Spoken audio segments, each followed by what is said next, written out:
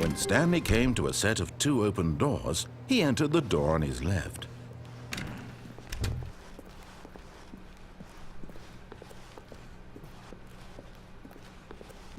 Yet there was not a single person here either.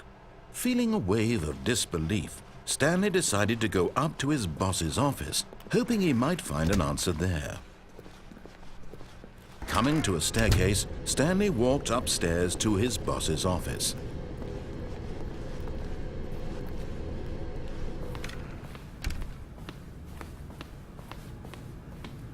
Stepping into his manager's office, Stanley was once again stunned to discover not an indication of any human life. What could it mean, he wondered. Desperate for answers, he began turning the room over looking for clues that might unravel the situation, until at last he discovered a keypad behind the boss's desk. But alas, no code. For this keypad guarded the terrible secret that lay buried below his feet. And so the boss had assigned it an extra secret PIN number, 2845. But of course, Stanley couldn't possibly have known this.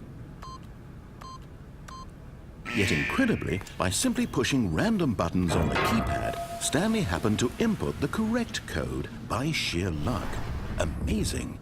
He stepped into the newly opened passageway.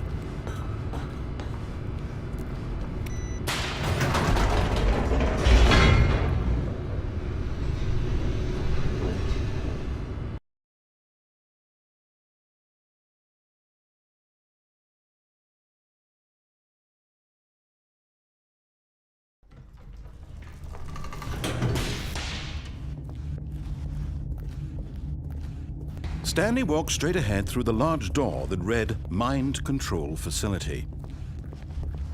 Although this passageway had the word escape written on it, the truth was that at the end of this hall, Stanley would meet his violent death. The door behind him was not shut. Stanley still had every opportunity to turn around and get back on track. At this point, Stanley was making a conscious, concerted effort to walk forward and willingly confront his death.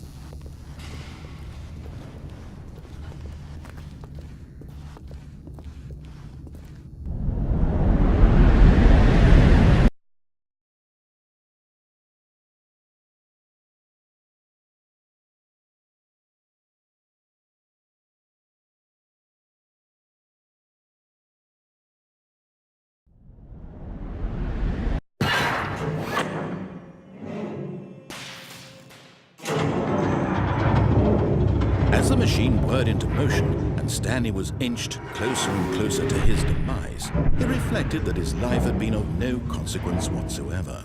Stanley can't see the bigger picture.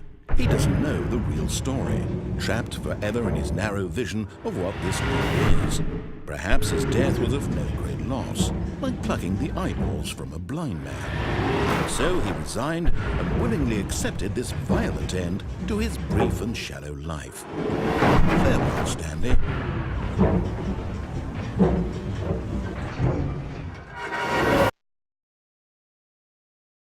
"Farewell, Stanley," cried the narrator, as Stanley was led helplessly into the enormous metal jaws.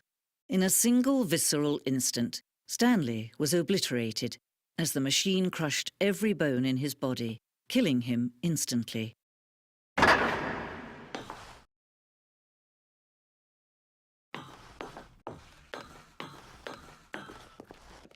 And yet it would be just a few minutes before Stanley would restart the game, back in his office, as alive as ever.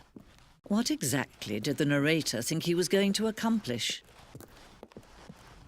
When every path you can walk has been created for you long in advance, death becomes meaningless, making life the same. Do you see now? Do you see that Stanley was already dead from the moment he hit start?